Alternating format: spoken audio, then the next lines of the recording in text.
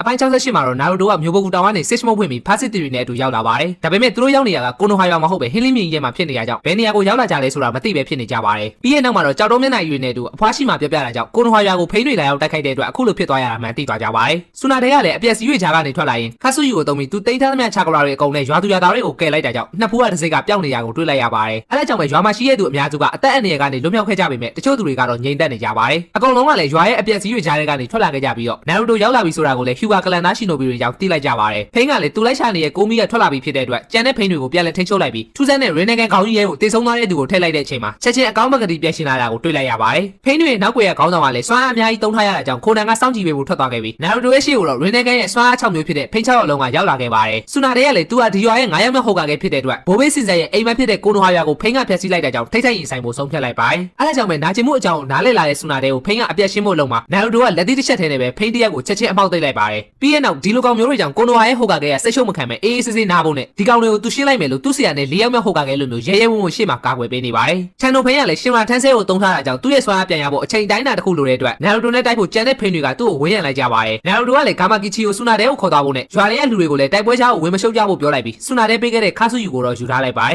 ။နာရူတိုကတဘာဝစွမ်းရည်ကိုကျွမ်းကျင်နေပြီဖြစ်တာကြောင့်ပတ်ဝန်းကျင်ကလူတိုင်းရဲ့ချာကရာကိုအာယုံခံမိနေပေမဲ့ခါကာရှီကိုတော့မရှင်သွားနေရလားလို့မေးလိုက်ပါတယ်။ဆူနာတဲကလည်းပြောစရာစကားမရှိပဲတိတ်ဆိတ်နေတဲ့အတွက်ခေါ်သွားလိုက်ပြီးနောက်မှာဖိန်းတွေကစင့်ခေါ်တိုင်းနဲ့စတင်တိုက်ခိုက်ကြပါတယ်။ဒါပေမဲ့ပြေးဝင်လာတဲ့ကြံကြီးကိုပြန်ကင်ပေါက်လိုက်ပြီးနောက်ထပ်ဝင်လာကြတဲ့ခွေးနဲ့ကျွဲကိုတော့ဖားလင်မယားကထိန်းထားတဲ့အချိန်မှာနာရူတိုကသူ့လက်နှစ်ဖက်နဲ့ကိုဝါတွေကို Sage Mode AMR ရာစင်ကန်နဲ့အဆုံးသတ်ခိုင်းလိုက်ပါတယ်။ပြီးရင်နောက်ဂါမာဘွန်နာဂါမာခန်နဲ့ဂါမာဟီရိုတို့တွေကလည်းနာရူတိုနဲ့အတူတိုက်ပွဲလေးကိုဝင်လာကြပြီးနောက်ခါဆူယူပြောပြချက်ရနေညင်စုကိုစုပ်ယူနိုင်တဲ့ဖိန်းကိုဖားခုမီတဲ့လက်သီးတိုင်းနဲ့ပဲချဖို့လုပ်ပါတယ်။ဒါပေမဲ့လည်းဖိန်းတွေရဲ့အမြင်ကချိတ်ဆက်နေရကြောင်းလွယ်လွယ်နဲ့ထိုးလို့မရတဲ့အတွက်နာရူတိုကမမြင်ရတဲ့လက်သီးတိုင်းနဲ့ထိုးချလိုက်ပြီးခန်ဟီရိုနဲ့ဘွန်နာတို့ကလည်းအတီးတီးပွဲကျန်းနေကြပါတယ်။ဖားလက်သီးတိုင်းက Sage Mode အတွင်းမှာပတ်ဝန်းကျင်ရဲ့တဘာဝစွမ်းအားကိုပါကိုယ့်ရဲ့ခန္ဓာကိုယ်အစိပ်ပိုင်းလို့အသုံးပြုတိုက်ခိုက်နိုင်ပြီးတိုက်နိုင်တဲ့အကွာအဝေးနဲ့အာယုံခံနိုင်စွမ်းကလည်းမြင်မာတဲ့ပေါင်းဆက်တိုင်းတစ်မျိုးဖြစ်ပါတယ်။နာရူတိုကချက်ချင်းအချိန်မဆွဲဘဲနဲ့ Shadow Clone တွေကိုထုတ်လိုက်တဲ့အချိန်မှာဂျီဝါကြီးရလိုမျိုးနာရူတိုကလည်းပညာရှိတိုင်းကိုကျွမ်းကျင်တဲ့သူမှဖိန်းကသိသွားပါတယ်။အဲ့အချိန်မှာဖိန်းကလည်းဂျီဝါကြီးရဲ့တပည့်တယောက်ဆိုတာကိုသိသွားပြီးသူ့ရဲ့လေးပုံစံ Rasen Shuriken ကိုထုတ်လိုက်ပါတယ်။ဖိန်းကသူတို့ရဲ့ဆရာကငြိမ်းချမ်းရေးကိုလိုချင်ခဲ့တာဖြစ်ပြီးသူနဲ့နီးလန်းချင်းမတူခဲ့တာဖြစ်ကြောင်းပြောတဲ့အတွက်နာရူတိုကလည်းလက်ရှိဖိန်းရဲ့လုပ်ရက်တွေကငြိမ်းချမ်းရေးဆိုတဲ့အရာမဟုတ်ဘူးလို့ပြန်ပြောပါတယ်။ပြောရင်းနဲ့မျိုးပုဂ္ဂိုလ်တောင်မှသူခိုးပြီးလေ့ကျင့်ခဲ့တဲ့အတိုင်း Rasen Shuriken ကိုပစ်လိုက်ပြီးဖိန်းတွေအနားကိုရောက်တဲ့အချိန်မှာတော့ကြီးမားတဲ့ချာကရာနဲ့သူဖိန်းတယောက်ကိုရှင်းပြနိုင်လိုက်ပါတယ်။ခါဆူယူပြောပြချက်ရနာရူတိုတယောက်တည်းကဖိန်းကိုတိုက်နေရဆိုတာကိုရှီခါမာရူကသိသွားပြီးကူညီပေးဖို့လုပ်ပေမဲ့ခြေထောက်တန်ရာကြောင့်ထားလို့မရပဲနာရူတိုကလည်းတခြားသူတွေကိုဝင်မရှုပ်ဖို့မှာတာကြောင့်ခါဆူယူကပြောပါတယ်။ရှီခါမာရူကတော့စိတ်ပူနေပေမဲ့ပညာရှိတိုင်းကိုသူကျွမ်းကျင်သွားပြီဆိုရင်တော့သူပြောသလိုဝင်မရှုပ်တာကအကောင်းဆုံးကူညီမှုဖြစ်ကြောင်းသူ့အဖေကပြောပါတယ်။ဟွန်ဒါတို့ဘက်မှာလည်းခွေးတွေကတိုက်လက်တိုင်ပွားလာတဲ့အတွက်တိုင်ပတ်နေကြပြီးအချိန်ကြာလာတာနဲ့အမျှနာရူတိုရဲ့ Sage Mode ကလည်းအားနေလာတာကိုဖိန်းကသတိထားမိသွားပါတယ်။ဖူဂါဆာကူကလည်းတခုခုလုပ်ဖို့ကြံနေပြီးရန်သူရဲ့ချိတ်ဆက်နေတဲ့မျက်လုံးတွေမမြင်နိုင်အောင်ရှီမာကလည်းလေတိုင်းနဲ့ဖုံဖုံတွေကိုဖန်တီးလိုက်ပါတယ်။ချီကိုရှိုတိုကလည်းဘယ်မှမသိတဲ့နေရာထဲမှာတယောက်တည်းအစော်ခံလိုက်ရပြီးရဲ့နောက်နာရူတိုကရာစင်ကန်နဲ့တိုက်လိုက်တဲ့အချိန်မှာတော့စစ်ခေါ်တက်တော်ဝါတွေပျောက်သွားကြပြီးဟွန်ဒါရဲ့ပါဇက်ထဲကိုရောက်နေရမှသိသွားကြပါတယ်။ဒါပေမဲ့ပြန်ထွက်လာတဲ့အချိန်မှာနာရူတိုရဲ့ Sage Mode ကလည်းအချိန်ပြည့်သွားပြီဖြစ်တဲ့အတွက်ပျောက်ကွယ်သွားပြီး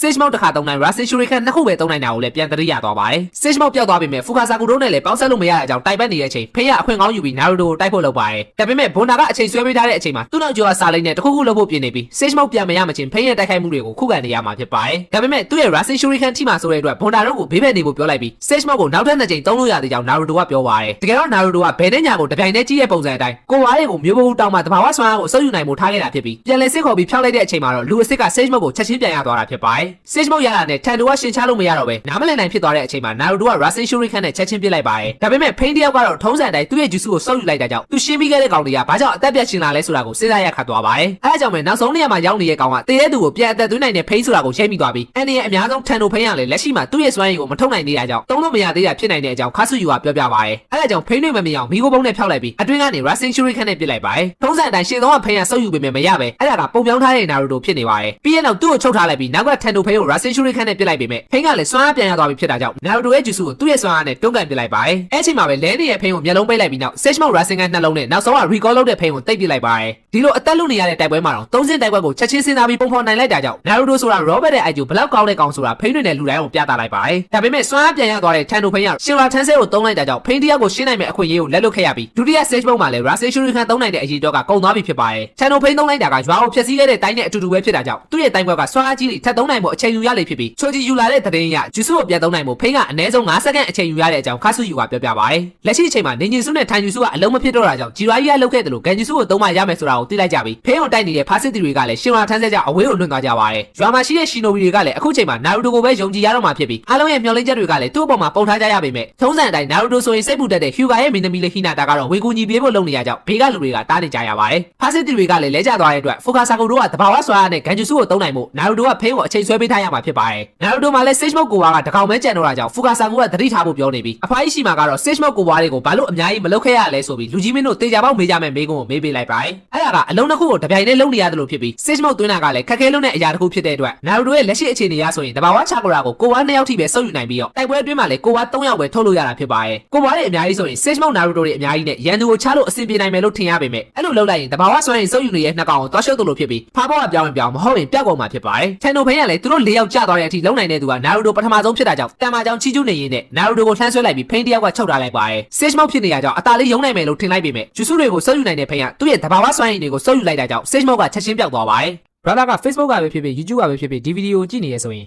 င်ကျွန်တော်အတွက်အနည်းဆုံးတော့ like တစ်ချက်နဲ့ comment တစ်ခုကိုအဆင်ပြေရလေးမှန်းငယ်ပေးဖို့တောင်းဆိုချင်ပါတယ်။သဘောကျရင်တော့ share လေးနဲ့ပါကူညီသွားလို့ရပါတယ်။အဲ့ချိန်မှာဖားနေမရကလည်းဂန်ဂျူစုကိုတုံးနိုင်မှုအတွက်အချိန်တစ်ခုထိတောက်ခံတာကိုနာရူတိုကိုပြောနေကြရပါတယ်။ဒါပေမဲ့နာရူတိုဆိုတာကတိုက်ပွဲအခြေအနေလိုက်အကောင်းဆုံးလှုပ်ရှားနိုင်တဲ့ခံမရခက်တဲ့နေညာဖြစ်နေတဲ့အတွက်ရန်သူရဲ့အားသာချက်ဖြစ်တဲ့သူမလှုပ်ရှားနိုင်တဲ့အခြေအနေကိုအတုံးချပြီးတဘာဝချာကရာတွေကိုငြိမ်ငြိမ်လေးနဲ့အများကြီးစုပ်ယူလိုက်ပါတယ်။သူဘလောက်ပဲလှုပ်ချာကရာကိုစုပ်ယူပြမယ်ဆိုတဲ့ဖိန်းကတော့တဘာဝဆွမ်းအားကိုမထိန်နိုင်တာကြောင့်ဖိန်းဘဝကနေဖားဘဝကိုပြောင်းသွားပြီးမျိုးဘကူတောင်ဝကောင်တွေလိုချက်ချင်းကြောက်ရွံ့ဖြစ်သွားပါတယ်။အဲ့လိုဂဒိုက်ရဲ့နီးလန်းနဲ့ပဲဖိန်းတစ်ကောင်ကိုအနိုင်ယူနိုင်လိုက်ပြီးတကယ်ဖိန်းစစ်ကနောက်ွယ်ကနေထိချုံနေရကြောင်းခါဆူယူကပြောပြပါတယ်။ဂျီဝါကြီးရတဲ့တုန်းကလို့သူ့ကိုဒုက္ခပေးမဲ့ဂန်ဂျူစုတုံးတော့မဲ့ဖူကာဆာကူကိုဖိန်းရဆွဲယူပြီးသူ့ရဲ့တန်ကြောင်နဲ့ထိုးလိုက်ပါတယ်။တဖက်မှာလည်းရှီဇူနဲ့ရတိတ်ဆုံးသွားပြီမဲ့ရှီကာမာရူကတော့သူစူးစမ်းခဲ့တာကိုအလဟတ်တမဖြစ်အောင်ဖိန်းရဲ့လိုအပ်ချက်ကိုဖော်ထုတ်ကြဖို့သူတို့အဖေတွေနဲ့အဖေရှာနေကြပါတယ်။ဖူကာဆာကူကတော့နာရူတိုကမကယ်နိုင်လိုက်ပဲသူ့ကိုလည်းဖိန်းရဆွဲယူပြီးတော့လက်တွေကိုလှုပ်မရအောင်တန်ကြောင်နဲ့ထိုးဆိုင်လိုက်ပါတယ်။အဲဒါကြောင့်ရေနေကန်ရဲ့ကြိမ်လုံးချာကရာတစ်ခုကိုခံစားမိလိုက်ပြီးအဖိုင်းရှိမှာကလည်းမျက်ရည်တွေကျနေရှာပါတယ်။အဲအချိန်မှာရှီကာမာရူရဲ့အလောင်းတွေဆိုတဲ့စကားကြောင့်အီတိုအီဂျီကမိုးရနေညာရဲ့မှတ်ညံထဲမှာမြင်ခဲ့ရတဲ့လူတွေအလောင်းတွေကိုပို့ပေးနေတဲ့အမြင့်ဆုံးမျှော်စင်ဆိုတဲ့အရာကိုပြန်မှတ်မိသွားပါတယ်။အဲဒါကြောင့်ပဲချာကရာထုတ်လွှတ်နေတဲ့ဖိန်းအစ်စ်ကရွာရဲ့အနီးနားမှာရှိတဲ့အမြင့်ဆုံးနေရာတစ်ခုမှာရှိနေရဖြစ်ကြောင်းသိသွားပြီးလက်ရှာဖို့လုပ်ကြပါတယ်။ဖိန်းကတော့နာရူတိုမေးခဲ့တဲ့သူ့ဓာတွေကိုလုံးနေရတဲ့ရည်ရွယ်ချက်ကငြိမ်းချမ်းရေးကိုဖန်တီးပြီးရှိသမျှလူတွေအားလုံးတရားမျှတမှုရဖို့အတွက်ဖြစ်ကြောင်းပြောပါတယ်။အဲစကားကြောင့်ပဲနာရူတိုကတော့သူ့ရဲ့ဆရာတွေတငယ်ချင်းတွေနဲ့ရွာကိုအခုလိုဖြစ်အောင်လုပ်ခဲ့ပြီးမှငြိမ်းချမ်းရေးတွေတရားမျှတမှုတွေအကြောင်းလာပြောနေတဲ့အတွက်ဒေါသထွက်လာပါတယ်။အဲဒါကြောင့်ပဲဖိန်းကိုတက်ပြီးတရားမျှတမှုကိုပြန်ယူမယ်လို့ပြောနေတဲ့နာရူတိုရဲ့စကားကြောင့်ဖိန်းကလည်းအခုနာရူတိုဒေါသနဲ့ပြောလိုက်တဲ့စကားကအမှန်တကယ်တရားမျှတမှုဖြစ်ကြောင်းနဲ့သူ့ရဲ့မိသားစုတငယ်ချင်းနဲ့ရွာကလည်းကိုနိုဟာကလူတွေကြောင့်တစ်ချိန်ကအခုလိုမျိုးခံစားခဲ့ရပြီးမိနိုင်ငံနဲ့ကိုနိုဟာကတော့တစားတက်တစားအရန်ကိုတိုးတက်စီပင်လာခဲ့ပေမဲ့သူတို့ကြောင့်စစ်မြေပြင်ဖြစ်ခဲ့ရတဲ့မိုးရလုံနိုင်ငံငယ်လေးကတော့ပျက်စီးသွားခဲ့ရင်းနဲ့နိုင်ငံကြီး9နိုင်ငံငြိမ်းချမ်းရေးလို့ပြောနေကြတဲ့အချိန်ရောက်မှာသူတို့ရွာလေးကတော့နာကျင်မှုတွေစွန့်ပစ်ခံရမှုတွေပဲကြံ့ရင်နေခဲ့ပါတယ်။အဲဒါကြောင့်နာရူတိုနဲ့သူကဘာမှမကွာခြားပဲတရားမျှတမှုနဲ့ငြိမ်းချမ်းရေးကိုလိုချင်တာမျိုးအတူတူပဲဖြစ်ကြောင်းနဲ့နာရူတိုသူ့ကိုတက်ရှိနေတယ်လို့ပဲကိုနိုဟာကိုသူလုပ်ခဲ့တာဖြစ်ပြီးသူတို့နှစ်ယောက်လုံးကကိုပိုင်တရားမျှတမှုကိုလိုချင်ကြတဲ့နာကျင်မှုကိုကောင်းကောင်းနားလည်ကြတဲ့သူတွေဖြစ်ကြောင်းဖိန်းကပြောပါတယ်။ဒါပေမဲ့လည်းကလေးစားချစ်ရဆိုတဲ့အရာဟာပြီးဆုံးနိုင်တော့မှာမဟုတ်တဲ့အတွက်ဂျီဝါကြီးကလိုချင်ခဲ့တယ်လို့လူသားတွေကတယောက်နဲ့တယောက်နားလည်နိုင်မဲ့တွေကိုဘယ်တော့မှရှောက်လာနိုင်မှာမဟုတ်တာကြောင့်သူတို့ဆရာပြောခဲ့တယ်လို့အမုန်းတရားတွေပြည့်နေတဲ့ကဘာကြီးကိုနာကျင်မှုကြောင့်အကုန်လုံးကိုသိအောင်လုပ်ပြီးသူ့ရဲ့နီးလန်းနဲ့ငြိမ်းချမ်းရေးကိုရအောင်ဖန်တီးမှဖြစ်ကြောင်းပြောပါတယ်။အဲအတွက်လည်းအမိမိတ်ဆာတွေကိုဖမ်းဖို့အာခါဆုကီကိုဖန်တီးခဲ့တာဖြစ်ပြီးအဲ့ဒီစွာရည်နဲ့ပဲနိုင်ငံတိုင်းကိုဖျက်ဆီးလိုက်တဲ့အခါမှာလူတွေရဲ့အမုန်းတရားတွေကရပ်တန့်သွားမှာဖြစ်ပြီးသူတို့ကြောက်ကြတဲ့နာကျင်မှုကပဲတည်ငြိမ်အေးချမ်းတဲ့ကဘာကြီးကိုဖန်တီးနိုင်မှာဖြစ်တဲ့အကြောင်းဖိန်းကသူ့ရဲ့ရည်ရွယ်ချက်ကိုပြောပြပါတယ်။ဒါပေမဲ့အချိန်ကြာလာတဲ့မြလူသားတွေကတယောက်နဲ့တယောက်ပြန်လဲတိုက်ခိုက်လာကြအောင်မှာဖြစ်တဲ့အတွက်အဲ့ခါမှာလည်းအခုလိုပဲတခြားတယောက်ကထပ်လို့ရမှာဖြစ်ပြီးလက်ရှိအချိန်မှာတော့ဖိန်းတွေကဒီကလာရဲ့ငြိမ်းချမ်းရေးကိုစောင့်ကြည့်ပေးနိုင်မဲ့တခုတည်းသောနီးလန်းဖြစ်ကြောင်းခုန်နယ်မင်းသားမှာရှိနေတဲ့နာဂါတိုကိုဖိန်းအစ်စ်ကပြောပါတယ်။ကာလာတစ်ခုမှာတရွာလုံးကလူတွေကိုမီမိတ်ဆာကိုကြောက်ကြတာကြောင့်နာရူတိုကိုဖယ်ကျင်ထားကြတဲ့အချိန်မှာမင်းသမီးလေးဟီနာတာကကိုမီဆိုတဲ့အရာကိုနားမလဲပဲနာရူတိုကိုအဝေးကနေကြည့်နေခဲ့ပါတယ်။ဂျီဝါကြီးကပြောခဲ့တယ်လို့လူတွေအချင်းချင်းနားလည်နိုင်မဲ့နေဆိုတာအပြောတတ်တတ်ပဲရှိပြီးနာရူတိုအခုချိန်မှာလုံနိုင်တာကလည်းကိုမီကိုသူ့လက်ထဲအသာတကြီးထည့်လိုက်ဖို့ပဲဖြစ်ကြောင်းဖိန်းကပြောပါတယ်။ဟီနာတာလေးကတန်မာပြီးကျင်နာတတ်တဲ့ရှင်နိုဘီတယောက်ဖြစ်လာခြင်းခဲ့ပေမဲ့တခြားသူတွေထက်အားနည်းတဲ့သူဖြစ်ခဲ့ပြီးအမြဲလိုတယောက်တည်းဖြစ်နေတဲ့နာရူတိုလေးကိုအဲ့ချိန်တွေကသတိထားမိခဲ့တာဖြစ်ပါတယ်။တင်းငိုင်ကလည်းပြန်လာနေကြရင်နဲ့ကိုနိုဟာနားမှာဂျီဝါကြီးရဲ့စစ်ခေါ်ပါဘွန်တာလဲနေရာကိုတွေ့လိုက်ကြရပြီးကိုနိုဟာရှင်နိုဘီကလည်းဖိန်းအစ်စ်ကိုလိုက်ရှာဖို့ပြင်ဆင်နေကြပါတယ်။ဟီနာတာလေးကသူ့ရဲ့ချီမန်းချက်အတိုင်းစူးစမ်းပေမဲ့အားနည်းတဲ့သူဖြစ်နေရကြောင်းရိုးရိုးကြီးမှမွေးဖွားလာတာတောင်မှပဲအားငယ်ခဲ့ရပြီးထွက်ပြေးလာရင်နဲ့မောက်မှလည်းနဲကြီးကိုကြည့်မရတဲ့တခြားကလေးတွေရဲ့အနိုင်ကျင့်တာကိုခံခဲ့ရပါတယ်။လက်ရှိအချိန်မှာနာရူတိုကဖိန်းရဲ့တုတ်ချောင်းတွေကြောင့်လှုပ်မရဖြစ်နေပြီးရှီမာကတော့နာရူတိုကဟောကိန်းနဲ့ကလေးလိုယုံကြည်ရတဲ့အတွက်ဂျီဝါကြီးနဲ့ဖူကာဆာကူကအသက်ဆုံးပေးသွားခဲ့တာဖြစ်ပြီးဖိန်းတွေရဲ့စကားကိုနားမယောင်မှုပြောနေရင်ပဲနားကြီးရဲ့ဆိုပြီးပြစ်ထုတ်တာခံလိုက်ရပါတယ်။ပြီးတဲ့နောက်နာရူတိုကိုပါအဆုံးသတ်ဖို့အလုံးမှာဟီဝါကလန်ရဲ့မင်းသမီးလေးဟီနာတာကနာရူတိုကိုကာဝယ်ပေးနိုင်မှုဖိန်းကိုဝင်ပြီးတိုက်ခိုက်ရင်းနဲ့ရှေ့ကိုရောက်လာခဲ့ပါတယ်။နာရူတိုကတော့ဟီနာတာနိုင်မှာမဟုတ်တာကြောင့်ထွက်ပြေးဖို့ပြောပေမဲ့ဒီတစ်ခေါက်တော့သူကနာရူတိုကိုကာဝယ်ပေးမဲ့အကြောင်းနဲ့အမြဲတမ်းကုန်နေပြီးအရှုံးပေးတတ်တဲ့သူကအမှားတွေအများကြီးလုပ်ခဲ့မိပေမဲ့နာရူတိုကြောင့်သာလမ်းမဲကိုရှောက်နိုင်ခဲ့ပြီးတပြေးပြေးနဲ့တန်မာလာတဲ့နာရူတိုဘေးမှာအတူတူရပ်တည်နိုင်ဖို့အတွက်စူးစမ်းခဲ့တာဖြစ်ကြောင်းဟီနာတာကပြောပါတယ်။နာရူတိုရဲ့အပြုံးကပဲသူ့ကိုကယ်တင်ပေးနိုင်ခဲ့တာဖြစ်ပြီးပြောင်းလဲပေးနိုင်ခဲ့တဲ့အတွက်သူတရားမယ်ဆိုရင်တော့နာရူတိုကိုကာဝယ်ပေးဖို့ကြောက်နေမှာမဟုတ်ပဲသူကနာရူတိုကိုအမြဲချစ်နေခဲ့တာဖြစ်ကြောင်းဖွင့်ပြောလိုက်ရင်းနဲ့အခါဆုကီရဲ့ခေါင်းဆောင်ဖိန်းမဆိုတဲ့ကောင်ကိုရဲရဲဝံ့ဝံ့ရင်ဆိုင်ဖို့ဆုံးဖြတ်လိုက်ပါတယ်။ဒါကတော့အပိုင်း68ဖြစ်ပြီးအပိုင်း69ကိုနောက်နေ့မှတင်ပေးသွားမှာမို့လို့ like share comment နဲ့ YouTube မှာလည်း subscribe လေးတွေလုပ်ပြီးအားပေးခဲ့ကြဖို့တောင်းဆိုချင်ပါတယ်။